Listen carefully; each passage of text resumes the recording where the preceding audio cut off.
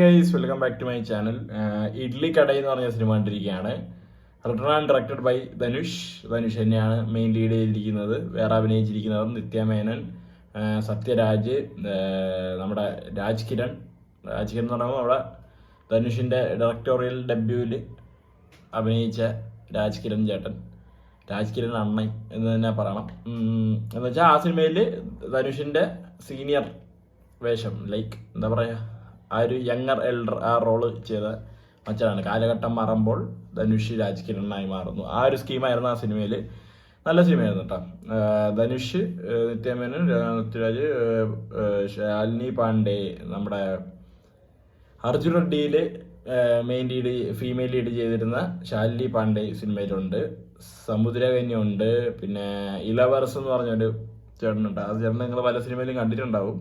പിന്നെ നമ്മുടെ പോലീസുകാരനായിട്ട് നമ്മുടെ ഏതിലടെ തെറിയിലുണ്ടോ അതോ മറ്റേ ഇതിലാണോ, തെറിയിലോ മാസിലോ എന്തോ മറ്റേ പോലീസുകാരനായിട്ടുള്ള പാർത്ഥിപൻ രാധാകൃഷ്ണൻ എന്ന് പറഞ്ഞ് ഉള്ള ഒരു പോലീസുകാരൻ ചേട്ടനുണ്ട്. അത് പുള്ളിനെ ഞാൻ ഇതിനു മുമ്പ് വേറെ പടത്തിലുണ്ട്. പുള്ളിയും അതിലും പോലീസ് തന്നെയാണ്, ഇതിലും പോലീസായിട്ട് തന്നെയാണ് ഒരു റോള് ചെയ്തിരിക്കുന്നത്. പിന്നെ വേറൊരു മച്ചാനുണ്ട്, അരുൺ വിജയ് എന്ന് പറഞ്ഞൊരു മച്ചാൻ. പുള്ളിയാണ് കേട്ടോ ഒരു എന്താ പറയുക, ഒരു നെഗറ്റീവ് ഷെയ്ഡ് ചെയ്ത് വരുന്നത് പുള്ളിയാണ്. സമുദ്രം എനിക്കുണ്ട്, പക്ഷെ കമ്പാരിറ്റീവ്ലി മച്ചാനാണ് കുറച്ച് മുഴച്ച് നിൽക്കുന്നത്. അപ്പൊ കഥാപാത്രങ്ങൾ അങ്ങനത്തെ ഒരു പ്ലോട്ടും ക്യാരക്ടേഴ്സിലേക്കൊക്കെ ഞാൻ വരികയാണെങ്കിൽ, കരീം ഖാന്റെ ഉസ്താദ് ഹോട്ടല് പോലെ ശിവനേഷിന്റെ ഇഡലിക്കട അവര് പറയണതാണ്. എന്ന് വെച്ച് കഴിഞ്ഞാൽ അവര് ഒരു കുലത്തൊഴിൽ എന്ന് പറയാൻ പറ്റില്ല, ഒരു സ്വന്തമായിട്ട് അവർക്ക് ഇഷ്ടപ്പെട്ട ഒരു കാര്യം. ഇപ്പോൾ ഫുഡ് ഉണ്ടാക്കുന്നവർക്ക് പലർക്കും ഭയങ്കര ഇഷ്ടമായിരിക്കും. അവരത് ഒരു എന്താ പറയുക, ഒരു സർവീസും മോണിറ്ററി ബെനിഫിറ്റ്സിന് വേണ്ടിയും എന്നാൽ സർവീസായിട്ട്. ഇപ്പോൾ പിള്ളേർക്കൊക്കെ ഫുഡ് കൊടുത്തു കഴിഞ്ഞാൽ കാശ് വാങ്ങിക്കില്ല, അങ്ങനത്തെ കുറേ ചിട്ടകളൊക്കെ പ്രകാരം അവരിങ്ങനെ ഒരു ബിസിനസ് സ്റ്റാർട്ട് ചെയ്യുന്നു. അവരുടെ കൈപുണ്യം നാട്ടുകാരിലേക്ക് എത്തണം, അവർ കഴിച്ചിട്ട് അവരുടെ മറ്റേ മനസ്സും വയറും നിറയുമ്പോൾ കിട്ടുന്ന ഒരു സാറ്റിസ്ഫാക്ഷൻ. ഉസ്താദ് ഹോട്ടലിൽ തന്നെ കഴിക്കുന്നവൻ്റെ വയറ് നിറഞ്ഞാൽ പോരാ, മനസ്സ് അറിയണമെന്ന് പറഞ്ഞ ആ സ്കീമില്ലേ, ആ സംഭവം. അത് തന്നെ വേറൊരു രീതിയിൽ എന്ന് വെച്ചാൽ ഒരേ കഥ എന്നല്ല കേട്ടോ, സംവാട്ട് സിമിലർ അങ്ങനത്തെ ഒരു കഥയിലേക്ക് വരുന്നു. നാട്ടിൻപുറം, അതിൻ്റെതായ കാര്യങ്ങൾ, നാട്ടിൻ്റെ മെയിൻ ഒരു ഐഡന്റിറ്റിയാണ് ഈ ഒരു ഇഡ്ഡലി കട, അങ്ങനെയൊക്കെ പറഞ്ഞു. അങ്ങനെ ഒരു പ്ലോട്ട് വരുന്നു. ധനുഷ് രാജ്കിരണിന്റെ മകനായിട്ട് വരുന്നു. അത് കഴിഞ്ഞിട്ട് പുള്ളിക്ക് വയസ്സ് മൂക്കുമ്പോൾ പുള്ളിക്ക് പുറത്ത് പോകണമെന്ന് തോന്നുന്നു. പുറത്ത് പോകുമ്പോൾ വരുന്ന എന്ന് വെച്ചാൽ പുള്ളി പോകുന്ന ബാങ്കോക്കിൽ ഓരോടെയാണ്. അങ്ങോട്ടൊന്ന് പോകുമ്പോൾ വരുന്ന ക്യാരക്ടേഴ്സാണ് സത്യരാജ്, പിന്നെ മറ്റേ എന്തിന് പാണ്ടായിരുന്നു ആ പുള്ളിക്കാരി, പിന്നെ ഈ അരുൺ വിജയ് എന്ന് പറഞ്ഞ മച്ചാൻ. ഇവരൊക്കെ വരുന്നത് ആ പുറത്തോട്ട് പോകുമ്പോഴാണ് ഇവരുടെയൊക്കെ ആ ഒരു ക്യാരക്ടേഴ്സ് വരുന്നത്. നിത്യമേനൻ അടിപൊളിയായിട്ട് ചെയ്തിട്ടുണ്ട്. ധനുഷായാലും കിടിലിനായിട്ട് ചെയ്തിട്ടുണ്ടേ. Music by G V. പ്രകാശ്. മച്ചാൻ എനിക്കാണ് ധനുഷായിട്ട് ചെയ്തതാണോ അതോ ജി.വി. പ്രകാശ് എന്തൊരു കമട്ടോ അടിച്ചാണോ എന്താണെന്ന് എനിക്ക് അറിഞ്ഞുകൂടാ. നമുക്ക് മ്യൂസിക്കൊക്കെ കേൾക്കുമ്പോഴത്തേക്കും പക്ക മറ്റേ വേലയില്ല പട്ടതാരിയിലെയും തങ്കമകല്ലേയും അതൊക്കെ ചെയ്തത് അനിരുദ്ധാന്നാണ് എൻ്റെ വിശ്വാസം. അതൊക്കെ പോലത്തെ ഒരു മ്യൂസിക്കും ഒരു ഫീൽ ഗുഡ്, ഒരു ഇമോഷൻ കണ്ടന്റ് വരുന്ന ഒരു സാധനം, അങ്ങനത്തെ സാധനങ്ങളൊക്കെ ഇങ്ങനെ കൊട്ടിയിട്ടിരിക്കുക. സംഭവം കേൾക്കാൻ നല്ല രസമായിരുന്നു. പക്ഷെ അതാണ് എങ്ങനെയൊക്കെ തോന്നുന്ന രീതിയിലുള്ള കുറേ മ്യൂസിക്കും കാര്യങ്ങളൊക്കെ ഉണ്ട്. അപ്പോൾ എങ്ങനെയുണ്ട് എന്ന് ഓവറോൾ എൻ്റെ അടുത്ത് ചോദിക്കുകയാണെങ്കിൽ നല്ലൊരു സിനിമ, പക്ഷെ കണ്ടിരിക്കാം. ലൈക്ക് നമ്മൾ ഇതിനു മുമ്പ് കാണാത്ത രീതിയിലുള്ള കഥയോ കഥാപാത്രങ്ങളോ ഒന്നുമല്ല. ഇവര് തുടക്കം ഒരു കാര്യം പറഞ്ഞ് തുടങ്ങുന്നുണ്ട് സിനിമയിൽ, ഒരു അഹിംസ അങ്ങനത്തെ കാര്യങ്ങളൊക്കെ പറഞ്ഞ്. എന്ന് വെച്ചാൽ നോൺ വയലൻസ് ആണ്, നമ്മളെപ്പോഴും പീസ് ആയിരിക്കണം, നമ്മളെപ്പോഴും ശാന്തതയുടെ ഒരു എന്താ പറയുക, ഒരു വലിയൊരു ഉദാഹരണമായിട്ട് ബാക്കിയുള്ളവർക്ക് മാറണം, അങ്ങനെയൊക്കെ പറഞ്ഞ് തുടങ്ങുന്നുണ്ട്. അതിൽ തന്നെയാണ് പടം കൊണ്ട് നിർത്തുന്നത്. ആ ഒരു 2 പോയിന്റ്സ് ഭയങ്കര അടിപൊളിയാണ്. അത് 2 രീതിയിൽ 2 കാലഘട്ട രീതിയിലും ഇങ്ങനെ കാണിക്കുന്നത്. രാജ്കിരൺ വേറൊരു പുള്ളിക്കാരി അമ്മയായിട്ടുള്ള ആ പുള്ളിക്കാരി 2 പേരുടെ കഥാപാത്രം ഇങ്ങനെ ചെയ്യുന്നുണ്ട്.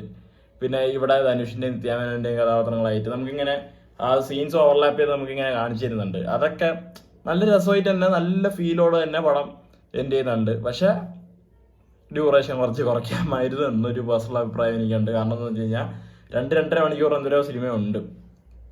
അതിന്റെ ആവശ്യം ഉണ്ടായിരുന്നു, അതിന് മാത്രം ഒന്നും ഇല്ലടേ. നമുക്ക് കാര്യം പിടികിട്ടി, നമുക്ക് സ്റ്റോറി ഭയങ്കര പ്രഡിക്റ്റബിൾ ആണ്, നമ്മൾ ഇതുവരെ കാണാതൊന്നുമല്ല. നമുക്ക് പടം തുടങ്ങി കുറച്ച് നേരം കഴിയുമ്പോൾ അറിയാം എനിക്ക് പറ്റിയൊരു വലിയൊരു പറ്റും, എന്നാൽ പടം എന്നെ സർപ്രൈസ് ചെയ്ത രണ്ട് രീതി എന്താണെന്ന് വെച്ച് കഴിഞ്ഞാൽ, ഈ സിനിമാൻ്റെ ട്രെയിലർ ഞാൻ ഇന്ന് വരെ കണ്ടിട്ടുണ്ടായിരുന്നില്ല. പക്ഷെ ഇന്ന് രാവിലെ ഞാൻ വെറുതെ ഒരു കാര്യമില്ലാതെ എടുത്തു വെച്ച് കണ്ട്. അപ്പോഴേ കഥ വെടികിട്ടി.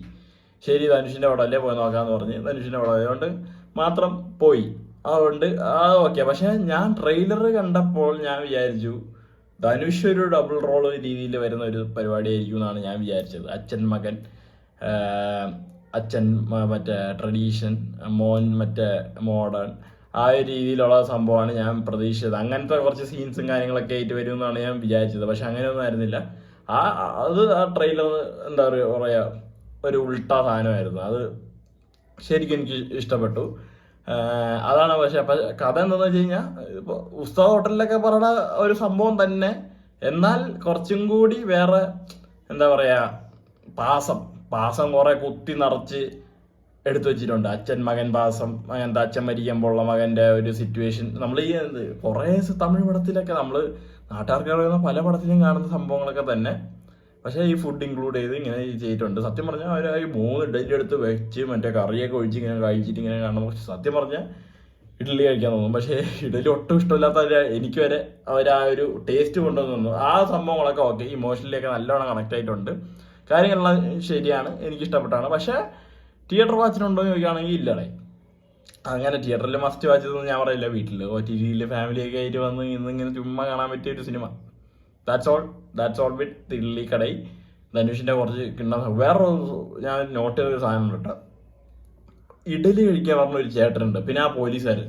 ഇവർ രണ്ടുപേരും പടത്തിൽ കുറച്ച് അടിപൊളിയാണ്. അതെനിക്ക് രണ്ട് പോയിന്റിൽ എനിക്ക് ഭയങ്കരമായിട്ട് തോന്നി. അവരുടെ ഒരു ഫേഷ്യൽ എക്സ്പ്രഷനിൽ നിന്നാണെങ്കിലും അവർ കാണിക്കുന്ന കാര്യത്തിൽ നിന്നാണെങ്കിലും എനിക്കത്, ഞാൻ എന്താന്ന് പറയുന്നില്ല, പക്ഷെ അത് കഥയിലോട്ട് കൂടുതൽ ഇറങ്ങി പോകേണ്ടി വരും. അതാണ് ഞാൻ അതിനെക്കുറിച്ചൊന്നും പറയാത്തത്.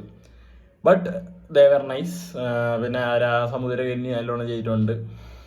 സത്യരാജ് കുഴപ്പമില്ലാത്ത എക്സിക്യൂട്ടീവ് ബിസിനസ് മാൻ റോൾ അടിപൊളിയായിട്ട് ചെയ്തിട്ടുണ്ട്.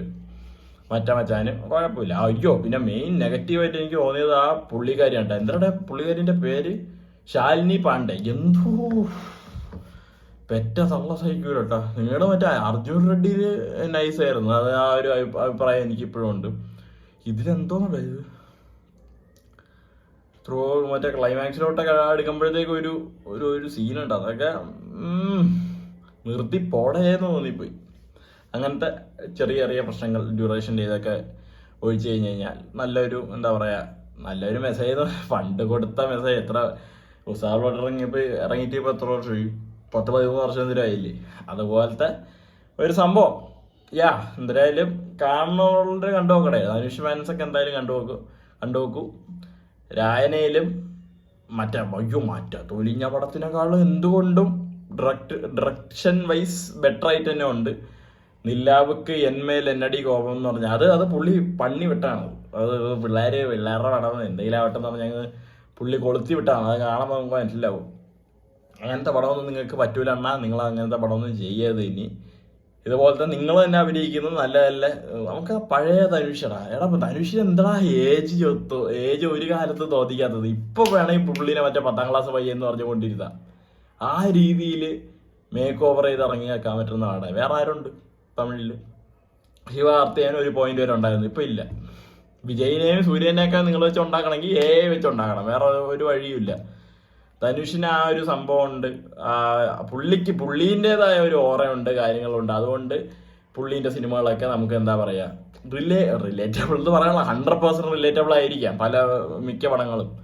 പക്ഷെ പുള്ളീൻ്റെ ഇമോഷൻസ് എല്ലാം നമുക്ക് കണക്ട് ആവുന്നുണ്ട്. പുള്ളി എന്ന് നല്ല നടന്നു തന്നെയാണ് കാണിക്കുന്നത്. ഒരേപോലത്തെ സംഭവമാണ്. ഇപ്പോൾ കഴിഞ്ഞൊരു 10-15 കൊല്ലം വരെ കാണിക്കണം ഒരേപോലത്തെ സംഭവമാണെങ്കിൽ പോലും ഇപ്പോഴും നമുക്ക് കണ്ടുകൊണ്ടിരിക്കാൻ പറ്റുന്ന വാക്ക പുള്ളി തരുന്നുണ്ട്, അത്രേ ഉള്ളൂ. അല്ലാതെ കഥയും കഥാപാത്രങ്ങളും അങ്ങനത്തെ കാര്യങ്ങളൊന്നും അല്ല. പുള്ളി തരുന്ന ഒരു സംഭവമുണ്ട്, അത് നന്നായിട്ട് തന്നെ പോയിട്ടുണ്ട്. സ്ഥിരം സാധനം, നാടൻ, നാട്ടുപ്രദേശം, നാട്ടുകാരൻ, നാട്ടുകാർക്ക് വേണ്ടപ്പെട്ടവൻ, അങ്ങനത്തെ സംഭവം തന്നെ. രാജ്കിരൺ ചേട്ടൻ അടിപൊളിയായിട്ട് ചെയ്തിട്ടുണ്ട്, പുള്ളിയും കിണ്ണനായിട്ട് ചെയ്തിട്ടുണ്ട്. കൂടുതലായിട്ട് ഞാനൊന്നും പറയുന്നില്ല. നാളെ രാവിലെ കാന്താര, പിന്നെ നാളെയാണ് നമ്മുടെ മോഹൻലാൽ, മമ്മൂട്ടി, മഹേഷ് നാരായണൻ സിനിമയുടെ ടൈറ്റിൽ വരുന്നത്, പ്രൊമോ അതെന്തായാലും കാണണം. സോ അതൊക്കെയാണ് അടുത്ത പ്ലാൻസ്. Bye bye.